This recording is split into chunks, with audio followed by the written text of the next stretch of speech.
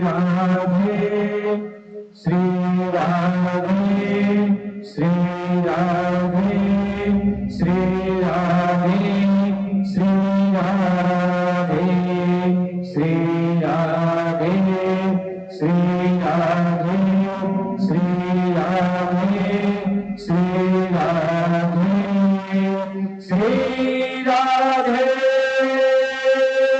श्री राधे श्री राधे राधे श्री राधे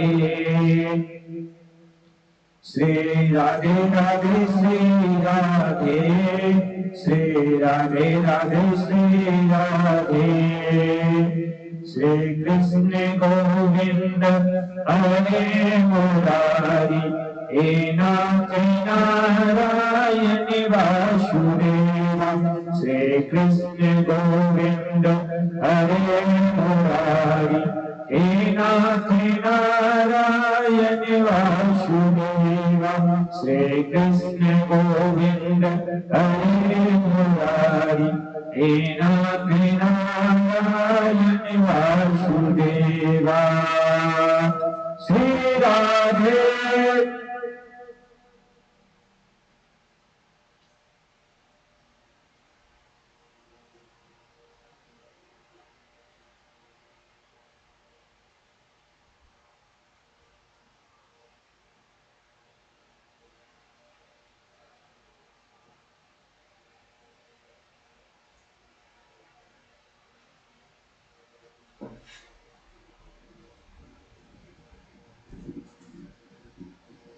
श्री राधे राधे श्री राधे।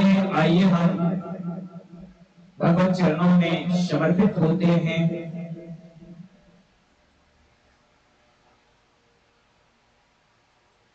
श्री राधे।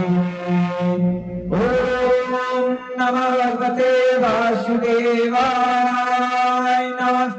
ओम उमामेश्वराय नमो नमः।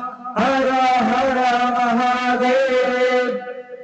आइए श्रीमद् भागवत महापुराण के रसास्वादन करने वाले हमारे श्रीमद् भागवत महापुराण के रसिकों और भागवत भक्तों, हम आज आपके बीच 1 घंटा 15 मिनट विलंब से भगवत चरणों में उपस्थित हुए हैं और हमारे साथ कुछ नेटवर्क की समस्या भी हो गई, लेकिन इसके बावजूद भी हम प्रयास कर रहे हैं कि हम अपने YouTube चैनल पर लाइव हो जाएं, लेकिन हम फिलहाल अपने फेसबुक अकाउंट पर लाइव हैं। तो आइए हम भगवत चरणों में कथा समर्पित करते हैं। हमने आपसे कल वादा किया था कि हम मानवों के धर्म, वर्णों के धर्म और स्त्री धर्म के निरूपण को, उसके निरूपण की कथा को श्री राधे कृष्ण और मां जगज्जननी ज्वाला जी के चरणों में समर्पित करें। तो आइए हम समर्पित करने के लिए तत्पर हैं। ओम नमः भगवते वासुदेवाय नमः। ओम श्री राधा कृष्णाय नमः। ओम हनुमते नमः।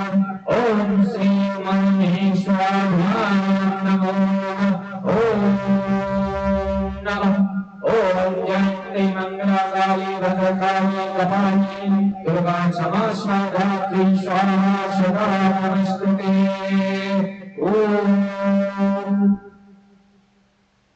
हे भागवत भक्तों, मानव धर्म और उनके वर्णों के धर्म और एक स्त्री के धर्म का निरूपण की कथा हम भगवत चरणों में समर्पित कर रहे हैं। इसीलिए अगर आपके पास समय है तो इसको श्रवण करें, लेकिन मेरी एक ही है कि हम कटु सत्य जो भी हमारे शास्त्रों में वर्णित है उसी को हम भगवान के चरणों में समर्पित करते हैं। इसीलिए अगर किसी को इससे परेशानी होगी तो इसे परेशानी न समझेंगे, क्योंकि कथाओं का निरूपण करना या कथाओं को भगवत चरणों में समर्पित करना कोई पाप या अधर्म का काम नहीं होता है। और इसीलिए जो भी इसके विरुद्ध हो या किसी को मन को अगर ठेस पहुंचे तो आप अपने पाप का भागीदार किसी संसार के लोगों को नहीं, आप स्वयं बने। ठीक है, चलिए, इसलिए मेरा धर्म है, मेरा कर्तव्य है, तो मैं मानवों के धर्म, उसके वर्णों के धर्म और एक स्त्री के धर्मों की कथा को भगवत चरणों में समर्पित करता हूं। श्री राधे श्री कृष्ण मेरे सखा, राधा की शोभाजनी। श्री कृष्ण मेरे सखा, श्री कृष्ण मेरे आराध, राधा की शोभाजनी। जो राधा कृष्ण कहे, संसार उसकी पारनी। सबको पार लगाता है। तो आइए आप भी अपने कर्तव्य निष्ठाओं का पालन करें और मानव धर्म की कथा को शुरू। अब हमारे सुखदेव जी कहते हैं कि भगवत भक्त प्रहलाद जी साधु समाज में तो सम्मानित और पवित्र चरित्र को सुनकर संत शिरोमणि भगवत युधिष्ठिर जी को बहुत ही खुशी और प्रसन्नता हुई। उन्होंने नारद जी से और भी कई प्रश्न किए। युधिष्ठिर ने कहा, हे भगवान, मैं वर्ण और आश्रमों के सदाचार के साथ मनुष्यों के सनातन धर्म की कथा भी श्रवित करना चाहता हूँ, क्योंकि धर्म से ही मनुष्य को ज्ञान, भगवत प्रेम और साक्षात परम पुरुष भगवान श्री हरि नारायण की प्राप्ति हुई। हे नारद जी, आप तो श्री प्रजापति ब्रह्मा जी के मानस पुत्र है ना? बिल्कुल है। और नारद जी आपकी तपस्या, योग एवं समाधि के कारण वे अपने दूसरे पुत्रों की अपेक्षा आपका अधिक सम्मान और मान भी करते हैं। आपके समान नारायण परायण, भगवत भक्त, दयालु, सदाचारी और शांत रमन धर्म के गुप्त से गुप्त रहस्य को यथावत जानते हैं और दूसरे लोग वैसा नहीं जानते। इस प्रकार युधिष्ठिर नारद जी से प्रश्न करते। अब नारद जी युधिष्ठिर को कह रहे हैं, भद्रा युधिष्ठिर, अजन्मा और विनाशी और विकल्प भगवान ही समस्त धर्मों के मूल कारण हैं, अधिष्ठाता। वही तो प्रभु चराचर जगत के कल्याण के लिए धर्म और दक्ष पुत्री मूर्ति के द्वारा अपने अंश से अवतीर्ण होकर बद्रिक आश्रम में तपस्या करनी। उन्हीं भगवान नारायण को बार बार नमस्कार करके, चरण स्पर्श करके, उन्हीं के मुख से सुने हुए सनातन धर्म की कथाओं का मैं वर्णन करता हूँ, आपको सुनाता। आप सभी भगवत भक्त भी सुनिए। हे युधिष्ठिर, समस्त संसार में सर्ववेद स्वरूप भगवान श्री नारायण और उनका तत्व जानने वाले महर्षियों की स्मृतियां, जिससे आप ज्ञानी न होकर आप प्रसाद या कल्याण की उपलब्धि हो, वही धर्म का मूल आधार स्तंभ है ना? बिल्कुल है। हे युधिष्ठिर, धर्म के 30 लक्षण शास्त्रों में बताए गए हैं। हे भागवत रसिकों, भगवान के भक्तों, धर्म के 30 लक्षण शास्त्रों में बताए गए हैं। सबसे पहला होता है सत्य। सत्यम वदामि, दिन भर झूठ बोलते हो, 24 घंटा झूठ की ही खेती करते हो। तो पहला है सत्यम वदामि, सत्य। दूसरा है दया, दिन रात लोगों की हिंसा करते हो। दया। तपस्या, क्या करते हो? दिन भर में विचार में लिप्त रहते हो। शौच, तितिक्षा, उचित अनुचित का विचार, कहीं उचित अनुचित का विचार नहीं करते हो।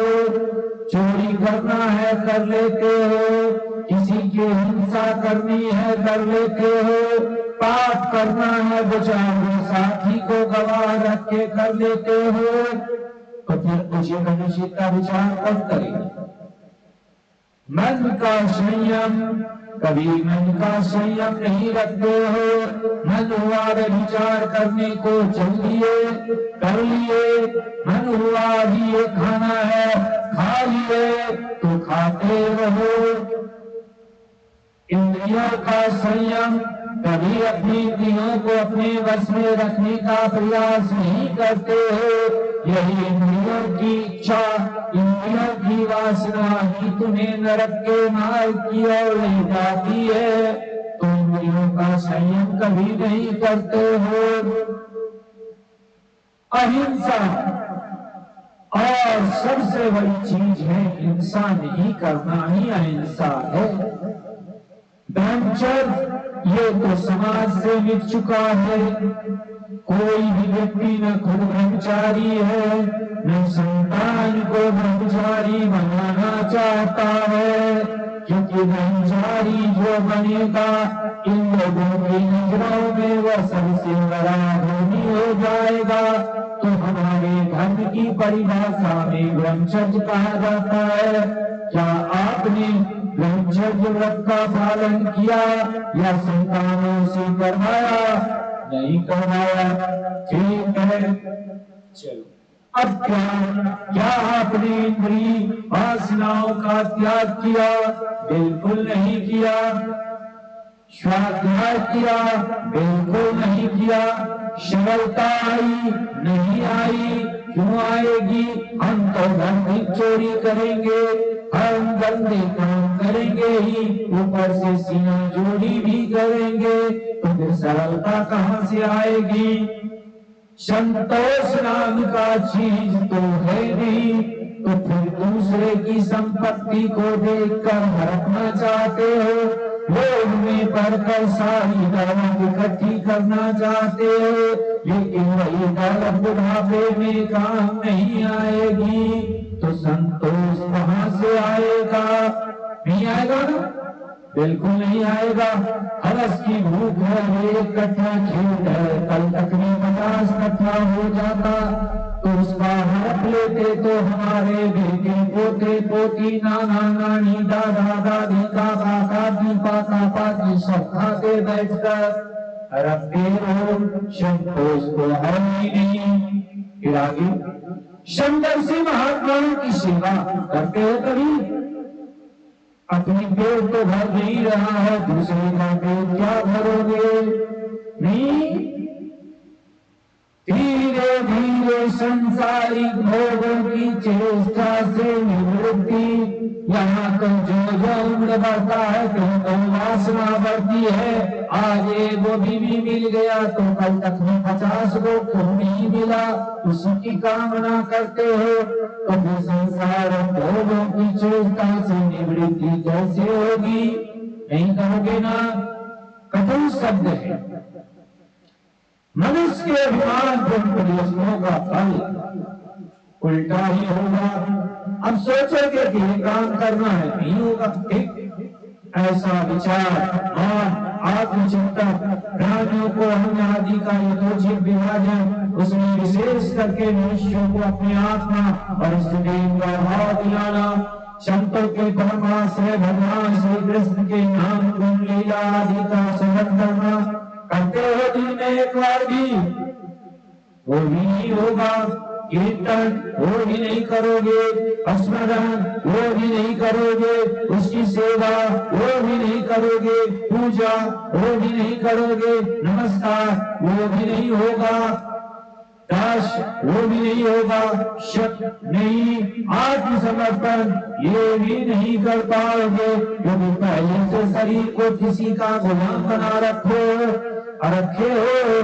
तो फिर आत्मसमर्पण भगवान के सामने कैसे कर पाओगे? हो पाएगा नहीं। एक के जाल से छूटोगे तब न दूसरे का गुलाम बनोगे। भगवान का गुलाम बनने को कोई तैयार नहीं होगा। तो फिर धर्म की परिभाषा क्या हो? तुम धर्मात्मा कैसे धर्मात्मा हो भाई?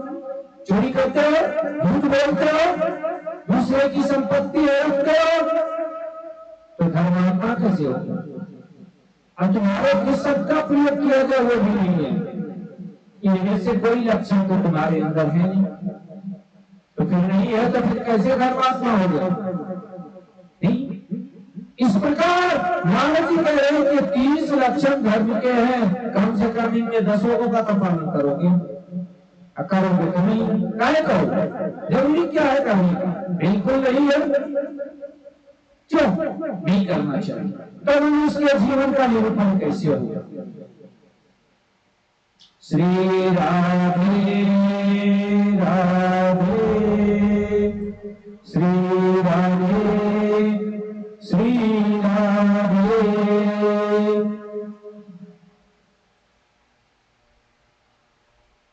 अब हे भगवान, जिसके वंश में अखंड रूप से संस्कार होकर आए हैं, जिन्होंने ब्रह्मा जी ने संस्कार की ओर स्वीकार किया है, उसे ही हमें या हमारे समाज में द्विज कहा जाता है, यानी बार बार जन्म लेने वाला, उसे द्विज कहा जाता है। अब कोई तो द्विज बनना चाहेगा नहीं, वो बनेगा। आज लोग जातियों से द्विज बनते हैं, इसलिए कि हमारी जाति द्विज है तो हम द्विज हैं। कर्म प्रधान विश्व करी राखा, जिस फल करी तस फल चाखा। हर दिन दारू गांजा भांग मांस मदिरा खाने वाला व्यक्ति अपने आप को द्विज कर देता है। द्विज शब्द का अर्थ क्या है इसको खुद पता नहीं, अकेला हम दारू पिएंगे, गांजा पिएंगे, अब हमारा भक्त जो करेगा कोई ये कोई काम करेगा ना, वो तो है नहीं, वो करेगा क्या, उसको दारू पीना है, मांस भी खाना है, मदिरा भी खाना है, व्यभिचार भी करना है, भगवान की भी सेवा करना है, तो सारी सेवा एक ही बार कर लो हुए तो भगवान भी कहेगा सारी सेवा कर देते हैं। यही है मानव धर्म के निरूपण।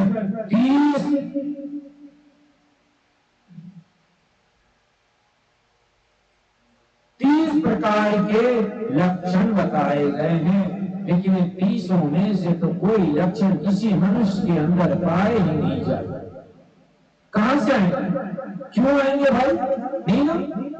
एक है मेरा जिसके वंश में अखंड रूप से संस्कार होते हैं और जिन्हें ब्रह्मा जी ने संस्कार के योग स्वीकार किया है, और जो अखंड ब्रह्मचर्य में भगवान श्री हरि विष्णु के उपासक हैं और विशुद्ध वैष्णव हैं, उन्हें ही द्विज कहा जाता है।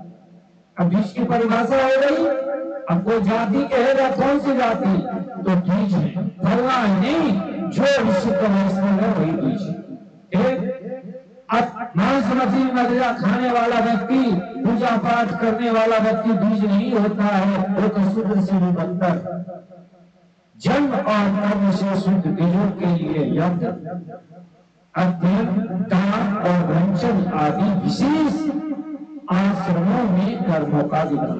अब अगर कोई द्विज है तो उसको पूछो, यज्ञ करते हो, नहीं, अध्ययन करते हो, नहीं, दान देते हो, नहीं, ब्रह्मचर्य का पालन करते हो, नहीं, लेकिन मांस खाते हो, हाँ, दारू पीते हो, हाँ, गांजा पीते हो, हाँ, वेश्याओं गमन करते हो, हाँ, और हमारा नाम, उसका नाम द्विज, वो द्विज है नहीं ना, वो सब कुछ करता है, कहता है द्विज नहीं।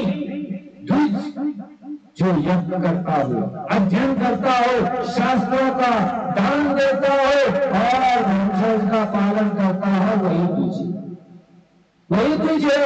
यही कर्म का विधान होना चाहिए सृष्टि में। अच्छा, अब अपने मन से बना लिए हो तो अलग बात नहीं ना। श्री राधे। अब क्या है, आपके प्रश्न आ गए, यज्ञ अध्ययन आदि का कराकर धन लेना, बिन मांगे आपको जो कुछ मिल जाए उसी में निर्माण करना, नित्य प्रति धन मान करना, नहीं, किसान के खेत को काट कर हमें घर में ले जाना, ये सब है, ये सब तो नहीं है। इन सब चीजों को उद्दिष्ट कहते हैं और इन्हें सील और बीन कर करना सुरक्षण वृत्ति होता है, नहीं ना। इसमें से कोई नहीं करेगा। छीन कर लाना धर्म का काम नहीं, चुरा करना धर्म का काम, वही धर्म है ना, नहीं ना। तो फिर क्या है, ये देखिए सबसे बड़ी चीज है विद्या अध्ययन, शास्त्रों का अध्ययन, दान लेना और दान देना, यज्ञ करना, याद करवाना, ये सब बीच के लक्षण होते हैं। क्षत्रिय को दान नहीं लेना चाहिए, नहीं, तो किसको लेना चाहिए? प्रजा की रक्षा करने वाले क्षत्रिय का जीवन निर्वाह धर्म के सिवा और सबसे यथोचित कर और जुर्माना आदि के द्वारा होता है। वैश्य जाति को सर्वदा ब्राह्मण या वैष्णव वंश का अनुयायी बनकर गौरक्षा, कृषि एवं व्यापार के द्वारा अपनी आजीविका चलाना चाहिए। नहीं, वैष्णव का अनुयायी है, गौरक्षा करना चाहिए, जो उसका प्रमुख कर्म है। गौरक्षा, कृषि और व्यापार के द्वारा अपनी जीविका चलाना चाहिए। अब है सबसे ज्यादा लोग शूद्र को गंदा समझते नहीं। लोग कहते हैं, आप देखिएगा कि हम ऊंची जाति के, ये शूद्र नीची जाति का। कैसे भाई नीची जाति है? आपने उसको नीचा कैसे कह दिया? सबसे बड़ा असली कर्म तो वही करता है। तो उसका कर्म है कि लोगों की सेवा करना और भगवत भक्ति करना। उसकी जीविका का पालन पोषण करने का भार उसके स्वामी पर होता है और वो भगवान की सेवा करके अपनी जीविका करे, वही उसके लिए उचित। ठीक। अब जो द्विज है उसके जीवन निर्वाह के 4 प्रकार के साधन निर्धारित किए गए: वार्ता, शायी, ययावर और शिलोक्षण। इनमें से सारी विधियों में शिलोक्षण विधि सबसे ज्यादा श्रेष्ठ। अब आप प्रश्न कीजिएगा, शिलोक्षण विधि किसे कहते हैं? नहीं, आपके मन में प्रश्न होगा तो सुनिए। यज्ञ आदि करवाकर, अध्ययन आदि करवाकर जो धन आपने लिया वो उचित है। बिन मांगे आपको जो कुछ मिल जाए वही आपके लिए उचित है, उसी में जीवन निर्वाह कीजिए। आजकल तो कहेगा हमको 50,000 टका चाहिए, 5,000 टका दक्षिणा लेंगे, वो गलत है। प्रति धन किसी से मांग कर लाना ये तो गलत है। लेकिन सही क्या है? सबसे उचित है किसान जब खेत काट कर ले जाए अन्न को, और जो खेत में बच जाए अन्न उसको अगर यदि आप एकत्रित करके ले आते हैं तो वही सर्वश्रेष्ठ शिलोक्षण वृत्ति है, और इसको शिलोक्षण वृत्ति कहा जाता है। आपने किसी का हक तो नहीं मारा ना, किसी का कोई वस्तु तो नहीं लिया, वो जो बच जाए उसको बीन कर लाइए और उसी से अपने जीवन निर्वाह कीजिए। इसी का नाम शिलोक्षण नहीं, क्योंकि आपने किसी का हक तो नहीं मारा। किसान भी बेचारा ले गया, पक्षियों का दाना भी आपने कर लिया, जो बच गया उसको आपने लाया। यही सर्वोत्तम वृद्धि का साधन है और कलयुग में हो ही नहीं सकता। इसे तो किसी का पेट नहीं भरे, कितना ढूंढ के लाएगा, अकेला तो पेट ही नहीं भर सकेगा, तो दूसरे का परिवार वालों का क्या करेगा? तो चोरी तो करेगा, छीनेगा, छीना चोरी करेगा, तो वो तो भैया बीच का लक्षण नहीं। चलिए आगे। किसी को कष्ट नहीं होना चाहिए। हम श्री राधे कृष्ण भगवान जगत जननी ज्वाला जी के चरणों में मानव के मानव धर्म की कथा को रख रहे हैं, इसलिए किसी को इस बात का कष्ट नहीं होना चाहिए, क्योंकि शब्द जो है बहुत कड़वा। अब क्या है? अब ऋतु, अमृत, मृत, प्रमित और सत्यानित, आप इसमें से किसी और व्यक्ति का आश्रय ले सकते हैं, परंतु स्वयं व्यक्ति का अवलंबन कभी न करे, उसकी आश्रित कभी न ले। बाजार में पड़े हुए अन्न और खेतों में पड़े हुए अन्न को बीन कर शिलोक्ष विधि से जीवन निर्वाह करना ही ऋत है और वैश्यों का नहीं, इसका द्विजों का पर्व है। वैश्यों का तो कर्तव्य है व्यापार करना, गौरक्षा करना और वैष्णवों की सेवा। ये 3 प्रमुख लक्षण बताए हैं, इसमें से सबसे पहला है गौरक्षा करना, ठीक, दूसरा है वैष्णवों की सेवा करना, और तीसरा अंतिम है व्यापार करके, सदाचार के मार्ग से व्यापार करके अपना जीवन अर्पण करना। ये कर्म शास्त्र ने निर्धारित किया। क्षत्रियों का काम है इन सभी की रक्षा करना। नहीं, इसीलिए क्षत्रिय को काम दिया गया था कि जब राष्ट्र में कोई भी संकट आता तो वही युद्ध करने के लिए जाते थे। उसका काम था युद्ध करना, लड़ाई झगड़ा करना, राष्ट्र की रक्षा करना क्षत्रियों का काम था। नहीं, अब है क्या कि किसी से रोज मांग कर ले आइए तो वो यायावर व्यक्ति के द्वारा जीवन यापन करना बहुत गलत है। रोज मांग कर मत लाइए, किसी एक दिन लाए भिक्षाटन तो ठीक है, रोज मत मांग के लाइए। और कृषि आदि के द्वारा वार्ता वृत्ति से जीवन निर्वाह करना ही प्रवृत्त है, अच्छा है, ठीक है। वाणिज्य के द्वारा अगर सत्कर्म से आपने वाणिज्य के द्वारा धन एकत्र किया तो वो सही है, गलत ढंग से किया तो वो गलत है।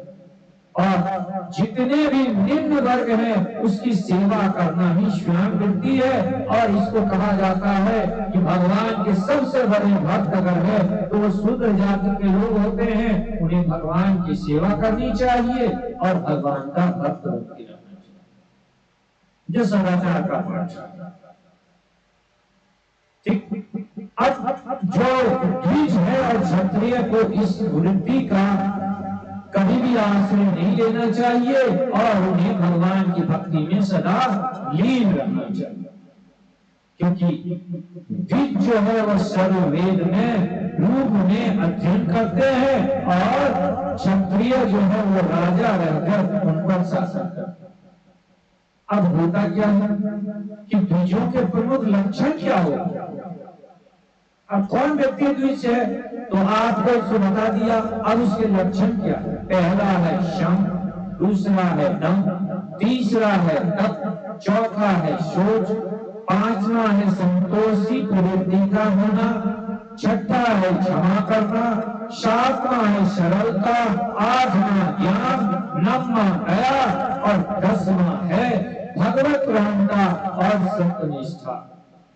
झूठ नहीं बोलना, दिन भर झूठ बोलने वाला व्यक्ति द्विज हो ही नहीं सकता, छल करने वाला व्यक्ति द्विज हो ही नहीं सकता, इसलिए उसे सत्य वचन बोलना चाहिए। अब युद्ध में उत्साह, वीरता, धीरता, तेजस्विता, त्याग, मनोजय, क्षमा, वैष्णवों के प्रति भक्ति, अनुग्रह और प्रजा की रक्षा करना, ये ही क्षत्रियों के प्रमुख लक्षण है।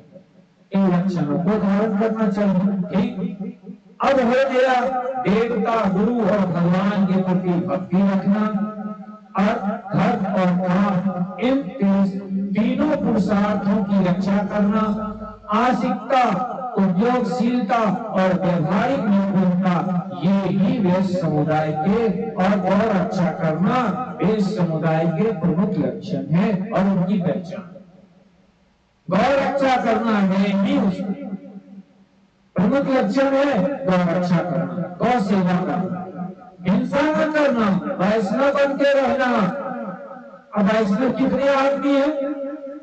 सबसे पहला है वैष्णव, वैष्णव बनो, फिर अपने आप को क्या कहा वैश्य बनाने का साहस, नहीं तो कौन नहीं है। सीधी सी बात है, वैश्य कहलाते हो तो वैष्णव बनो, विष्णु की आराधना करो या तुम्हारा जो इष्ट है उसी की आराधना करो, क्योंकि उस आराधना के रूप में तुम भगवान की पूजा करोगे। इसलिए पहला है वैष्णव बनो, दूसरा गौ रक्षा करो और कृषि कार्य करो, चौथा है जब कोई साधन न मिले तब व्यापार के द्वारा सदाचारी व्यापारी बनकर जीवन निर्वाह।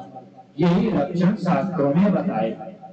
श्री आदि अब जो है सभी लोगों के प्रमुख लक्षण तो तीन के आपने सुन लिए, अब चौथा बच गया जिसको कि हमारे समाज में बड़े ही लोग निम्न दृष्टि के समझते हैं।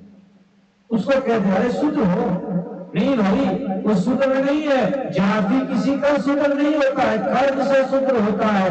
तो उस बेचारे को आपको शुद्र कहने का अधिकार किसने दे दिया? किसने दे दिया? अगर वो व्यक्ति वैष्णव भगवान की सेवा करता है, लोगों की सेवा करता है, वो तो द्विज से भी ऊंचा है।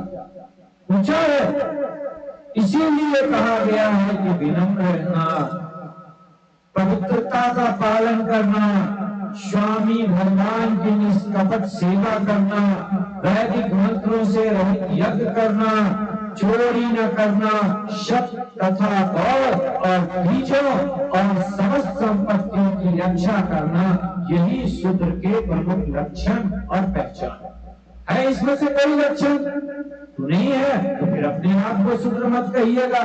चोरी करना लक्षण है नहीं ना, चोरी नहीं करना चाहिए, वैष्णव बन के रहना चाहिए, भगवान की सेवा करना चाहिए, बहुत अच्छा बहुत सेवा करना चाहिए, तभी अपने आप को आप शुद्र। ठीक नहीं है तो मत कहिए। किसी से गिरा हुआ जाति नहीं होता है, वो अगर अच्छा व्यक्ति है, सदाचारी है, तो वो वृक्ष से भी ऊपर है। ये कर्म है, कर्म के आधार पर जातियां निर्धारित की गई है, जातियां कोई पहचान नहीं कदापि। अब देखिए यहाँ तक तो आपने मानव धर्म और आश्रम धर्म का संक्षेप में निरूपण या कथाएं सुनी। मैंने संक्षेप में कहा, विस्तृत कहेंगे तो लोगों को बहुत कष्ट होगा। इतने में तो कितने व्यक्ति के छाती पर सांप लौट गया होगा, अगर विस्तार में कहें तो कितना बड़ा कांड हो जाएगा। इसलिए संक्षेप में जो लक्षण है मैंने 3 को कहा। इसका ब्राह्मण, क्षत्रिय और वैश्य, इन 3 वर्णों का संक्षेप में वर्णन कहा और उनके लक्षण क्या है, कर्तव्य। अब इनमें से कोई कर्तव्य नहीं करते हैं तो अपने आप को वो जाति मत कहिए, वो जाति आपको नहीं मिला। वो जाति कर्म प्रधान विश्व का इलाका, जाति कर्म से होती है। ये कर्म नहीं करने पर अपने आप को कहने का आपको कोई अधिकार। क्षत्रिय भी नहीं कहेगा कि हम क्षत्रिय है, नहीं, कोई भी जाति नहीं, चाहे वो ब्राह्मण है, अगर वेद पाठ का अध्ययन नहीं करता, वैष्णव नहीं है, विशुद्ध वैष्णव, भगवान श्री हरि विष्णु की आराधना नहीं करता है, सदाचारी नहीं है, तो फिर वो वैष्णव क्या ब्राह्मण कहलाने लायक नहीं है और उसको ब्राह्मण नहीं मानना चाहिए। मांस मदिरा का खाने वाले व्यक्ति को कभी ब्राह्मण मत मानिए। पहले उसके गले में तुलसी की माला देख लीजिए, तुलसी की माला है तो कहिए ठीक है ब्राह्मण, नहीं है तो नहीं है, सरपट उसको मानना छोड़िए। जाति किसी की होती ही नहीं है, जाति तो कर्म से निर्धारित की गई है। ये तो हम लोगों को भटकाने के लिए कहा गया है। जो व्यक्ति विशुद्ध वैष्णव है, भगवान श्री विष्णु की आराधना करता है, गौ सेवा करता है, धर्म की रक्षा करता है, वही व्यक्ति ब्राह्मण। वही ब्राह्मण कहलाने लायक नहीं, वही ब्राह्मण है, उसी को ब्राह्मण मान दिया। जो लक्षण इसमें हो जिस व्यक्ति में, उसी को ब्राह्मण मानिए, बस हो गया। क्षत्रिय है जो व्यक्ति युद्ध करता हो, समाज की देश की रक्षा करने के लिए तत्पर रहता हो, और जो इन सभी चीजों को, तीनों वर्गों की रक्षा करने को तत्पर हो, देशभक्ति हो, समाज सेवा हो, वही व्यक्ति क्षत्रिय है, उसी को क्षत्रिय। ठीक, गौ सेवा करना, भगवान की पूजा करना, वैष्णव बन के रहना और व्यापार, सदाचार से व्यापार करके जीवन निर्वाह करना ही वैश्यों की लक्षण है। जो इन कर्मों को करता है उसी को वैश्य। ठीक, इनमें से जो व्यक्ति सभी लोगों की निष्कपट सेवा करता हो, वैदिक मंत्रों से रहित हो, यज्ञ करता हो, चोरी नहीं करता हो, सत्य और गाय और तमाम धर्म की रक्षा करता हो, वही व्यक्ति शुद्र कहलाने लायक है, वही शुद्र। सदाचारी व्यक्ति सभी है चारों, और दुराचारी किसी का वर्णन नहीं किया गया है कि सब चोरी करेगा, डकैती करेगा, किसी के घर में डाका डालेगा, नहीं, सबको कर्म प्रधान है और कर्म से इन लोगों का निरूपण किया। तो संक्षेप में आपने चारों का सुन लिया, चारों वर्णन। अब इसमें किसी को किसी प्रकार का कोई ठेस विद्वेष या कुछ भी नहीं है, मेरी भावना किसी को नहीं है। अगर आप सदाचारी है तो अपनी जाति का ख्याल रखें, नहीं है आपका कर्तव्य है, हमारा उससे कोई लेना देना नहीं है, क्योंकि हर व्यक्ति का निर्धारण शास्त्र। ठीक, अब आइए सबसे बड़ा प्रश्न, एक स्त्री का धर्म क्या है, एक पत्नी का असली धर्म क्या है, हम संक्षेप में बताएंगे, ज्यादा नहीं बताएंगे, संक्षेप। सबसे पहला धर्म है पति की सेवा करना, उसके अनुकूल रहना, पति के संबंधियों को प्रसन्न रखना, सर्वदा पति के नियमों का पालन करना और उसकी रक्षा करना, व्यभिचार न करना, पति को ही ईश्वर मानकर पतिव्रता धर्म का पालन करना, यही स्त्रियों का प्रमुख धर्म, कर्तव्य और लक्षण।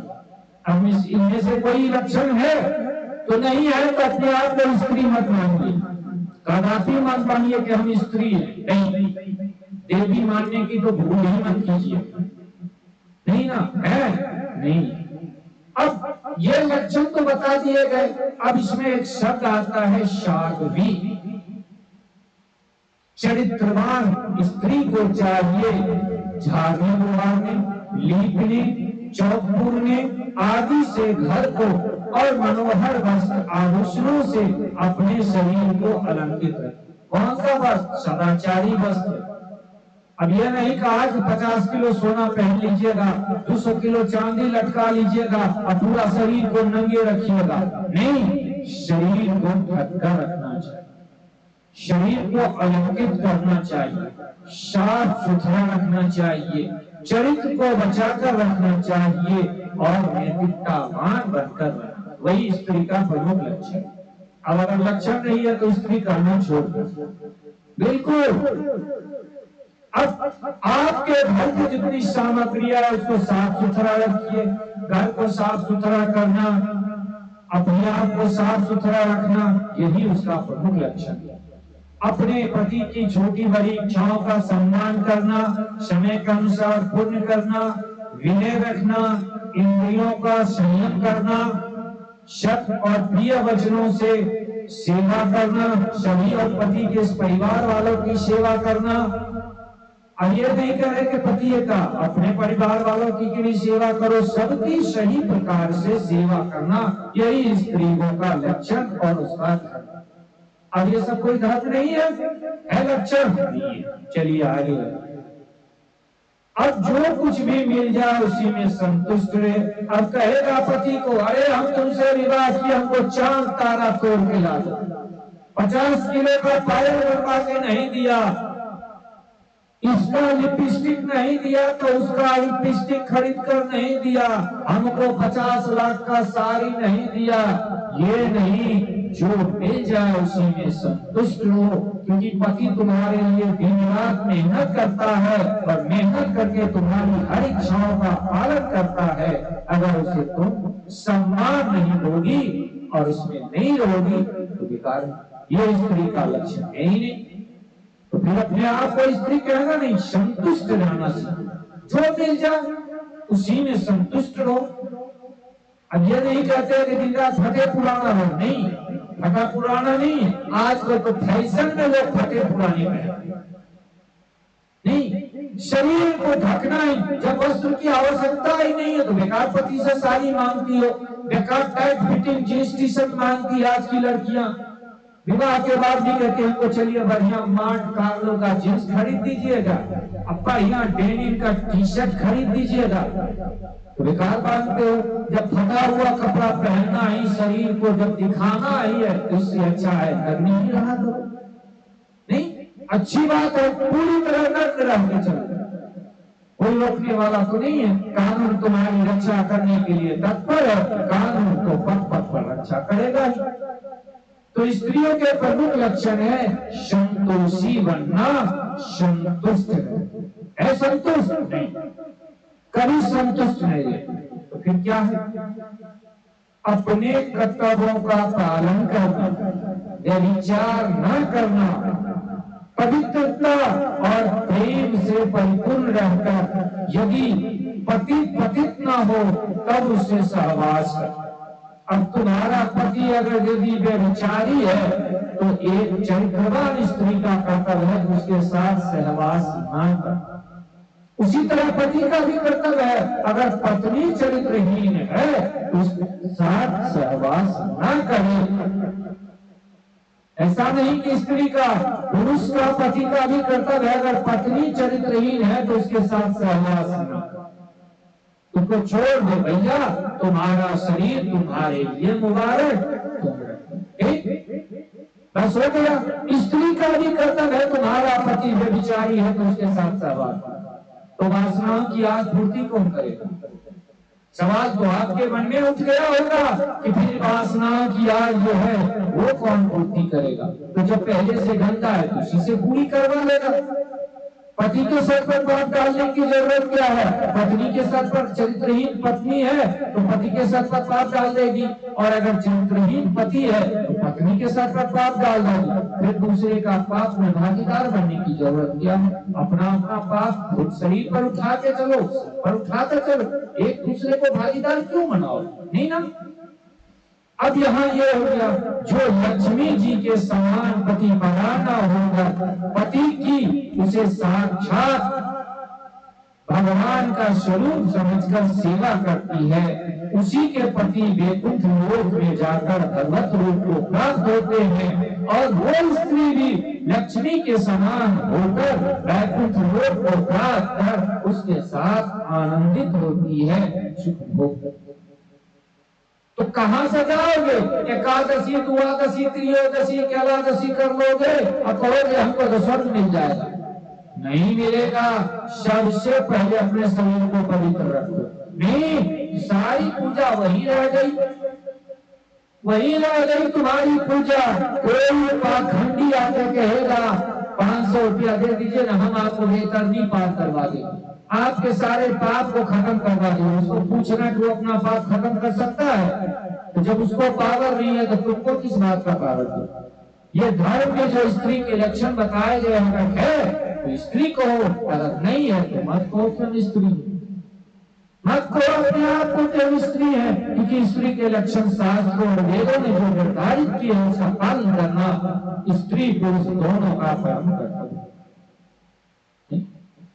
युधिष्ठिर जो चोरी या अन्याय पाप कर्म नहीं करते, वह अंत्यज या चंडाल आदि भी वर्ण संकर जातियों की वृत्तियां क्यों न हो, कोई परंपरा से उसके यहाँ चली आती है। नहीं, आजकल को देखते हैं सबका वर्ण संकर हो रहा, तो वर्ण संकर होगा। गेहूं में धान फटमार हो रहा, धान में गेहूं फटमार हो रहा, तो जब गेहूं में धान मिलेगा तो फटमार होगा, और धान में गेहूं मिलेगा तो फटमार होगा। तो फटमार वाली वृत्ति है, तो संतान कहां से अच्छा जन्मा लोगे? चोर, चिल्लड़, उचक्का, बलात्कारी, कुकर्मी, नशेड़ी, गंजेड़ी, यही संतान में उत्पन्न होगा। बात सही है ये नहीं है, माँ सही है नहीं है, बाल बच्चा खोजता हमको भगवान बन जाए, कहां से मिलेगा राम? कहां से मिलेगा हनुमान? कहां से लक्ष्मण मिलेगा? बाप उधर दारू पी के गंगा कर रहा है, माँ इधर नष्ट है। कभी मन हुआ तो दोनों ने सहवास किया। समय का ज्ञान नहीं है, धर्म का ज्ञान नहीं है, जो बच्चा गर्भ में आया वो भी कुकर्मी पैदा होगा, तो वो आगे चल के बलात्कारी नहीं होगा, चोर नहीं होगा, डकैत नहीं होगा, अधर्मी नहीं होगा, तो क्या सत्कर्मी पैदा हो जाएगा? गेहूं में धान मिला दियो और धान में गेहूं मिला दियो तो वर्ण संकर, नहीं तो क्या धर्मात्मा पैदा हो जाएगा? कदापि नहीं होगा। इसलिए कहा है इस शास्त्रों में स्त्री के कुछ लक्षण बताए गए हैं, उनके धर्म की कुछ परिभाषाएं बता गई है। यूं कहा जाए तो कुछ बंधन बताए, ये सब बंधन है, स्त्री पुरुष दोनों के लिए भी बंधन है। ये बंधन है जिसको हम और आप लक्ष्मण रेखा करते हैं, वही स्त्री पुरुष के लिए निर्धारित। कोई बात नहीं, चलिए अब वेददर्शी ऋषि मुनियों ने युग युग में बनाया मनुष्यों के सौभाग्य के अनुसार धर्म की व्यवस्थाएं की, वही धर्म उनके लिए इस लोक और परलोक में कल्याणकारी होते हैं, सहायक होते हैं। जो स्वाभाविक वृत्ति का आश्रय लेकर अपने स्वधर्म का पालन करता है, वह धीरे धीरे उन स्वाभाविक कर्मों से ऊपर उठ जाता है और वही गुणातीत होता है। महाराज, जिस प्रकार बार बार होने से खेत स्वयं ही शक्तिहीन हो जाता है और उसमें अंकुर आना बंद हो जाता है, यहाँ तक कि उसमें भी बोया हुआ बीज नष्ट हो जाता है, यानी बंजर हो जाता है, उसी प्रकार यह चित्त जो वासनाओं का खजाना है, बार बार विषयों का सेवन करने से स्वयं ही बर्बाद हो जाता है। बर्बाद हो जाता है। रोज करो, बहुत करते रहो, एक दिन तो मन तुम्हारा उगेगा। नहीं समय हुआ कभी एक आध महीना में कर लिया करना तो कर लेना, साल भर के 6 महीना पर यहाँ तो गाड़ी चलेगी तो चलते तो वासना की आग में जलते रहो, एक दिन वही वासना तुम्हें जलाकर खाक कर देगी। और उसी काल में संतान हुआ, चोर, उचक्का, डकैत, बलात्कारी कुकर्मी पैदा होगा ही, क्योंकि आपने पुष्पन संस्कार को श्रवण किया, उस अनुसार कोई करेगा नहीं, तो नहीं करेगा तो बलात्कारी, कुकर्मी, पापी, अधर्मी संतान तो जन्म लेगा ही। उसको कौन रोकेगा? कुत्ते के कोख से, कुतिया के कोख से कुत्ता नहीं तो क्या गाय का बछड़ा पैदा होगा? नहीं ना होगा। तो फिर धान गेहूं में बो दिया तो वो तो धरती है, उसमें धान बो दिया तो धान भी होता है, गेहूं भी होता है। लेकिन कुतिया के कोख से कभी कुत्ता के बदले गाय का बछड़ा पैदा नहीं हो सकता, क्योंकि बीज डाला गया है कुत्ते का, तो कुत्ता ही नहीं होगा। उसी प्रकार मनुष्यों का मन भी इसी संसारों का है, इसमें जिस प्रकार के बीज डालोगे उसी प्रकार के फल मिलेंगे, पौधे होंगे उस संतान।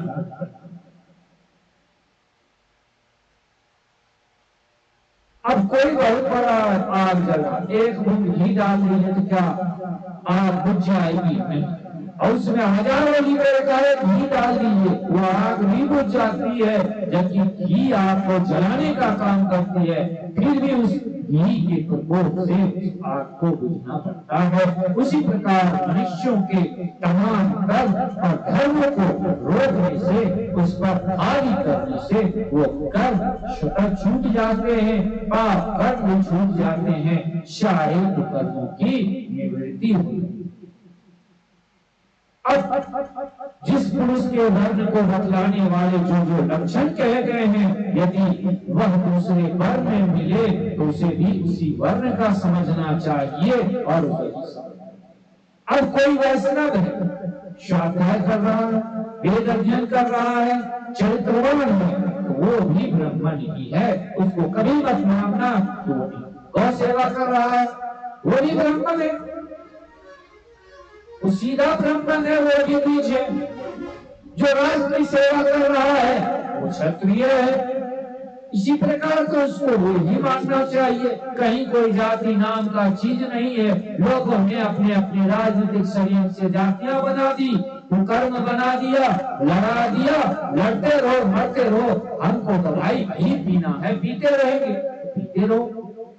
हर स्त्री के वर्ण का, कर्तव्य का, लक्षण का, पुरुषों के भी वर्ण लक्षणों का विवरण किया गया है। इस अनुसार अगर चलते हो तो ठीक है, नहीं तो अपने आप को परीक्षा देने जाते हो, अरे भैया बीए पास है, पहले पूछेगा एलिजिबिलिटी योग्यता, तो तुम्हारे अंदर स्त्री की योग्यता है, अगर है तो ठीक है, नहीं है तो मत कहना। पुरुष की योग्यता है, नहीं है मत कहना। ये मत कहो कि हम पुरुष है, नहीं, तुम्हारे अंदर योग्यता नहीं है तो मत कहो कि हम पुरुष है। स्त्री की योग्यता नहीं, मत कहो स्त्री है। उसी प्रकार जिस वर्ग की योग्यता तुम्हारे अंदर नहीं है, अपने आप को मत कहो कि हम उस जाति या वर्ग। यही धर्म की निरूपण की विधि है, और यही शास्त्रों ने धर्म निरूपण, वर्ग निरूपण और आश्रम के निरूपण की विधियां निर्धारित की है। और ऋषि मुनियों ने इसी को निर्धारण करके हमारे सनातन समेत सभी धर्मों को एक दायरे में बांधने का और एक दायरे में चलने और रहने का उपदेश यानी उसका नियम बनाया है। और इसी नियम में रहकर मनुष्य को जीना चाहिए और अपने जीवन को आदर्श बनाना चाहिए। श्री कृष्ण गोविंद हरे मुरारी, हे नारायण वासुदेव। श्री कृष्ण गोविंद हरे मुरारी, हे नारायण वासुदेव। श्री कृष्ण गोविंद हरे मुरारी, हे नारायण वासुदेव। श्री राधे राधे। आज की श्रीमद् भागवत महापुराण की ये अमृत कथा भगवत चरणों में यहीं तक समर्पित की गई। हम अपने तकनीकी सहायक के साथ इसे आज यही विराम दे रहे हैं। हम कल की कथा भगवत इच्छा अनुसार जो हम भगवत चरणों में समर्पित करेंगे, जिसमें कि ब्रह्मचर्य आश्रम और वानप्रस्थ आश्रमों के क्या नियम है, उसे हम भगवान श्री राधा कृष्ण और माता जगत जननी जगदम्बा के चरणों में समर्पित करेंगे। आज हमारे पास समय नहीं है, इसीलिए हमने आज 40 मिनट ही भगवत चरणों में श्रीमद् भागवत महापुराण को समर्पित किया। इसलिए हम श्री राधे कृष्ण और माता जगत जननी जगदम्बा से क्षमा प्रार्थी हैं, हमारे इस अपराध को क्षमा करें और कल की कथा हम पूर्ण प्रयास करेंगे संध्या 7 बजे से लेकर रात्रि के 9 बजे तक भगवत चरणों में समर्पित करेंगे। आइए हम आज की इस श्रीमद् भागवत महापुराण की अमृत ज्ञान यज्ञ को यही विराम देते हैं और हम कुछ पलों के उपरांत भगवत चरणों में भक्ति पुष्प आरती पुष्प लेकर उपस्थित होंगे। श्री राधे श्री राधे।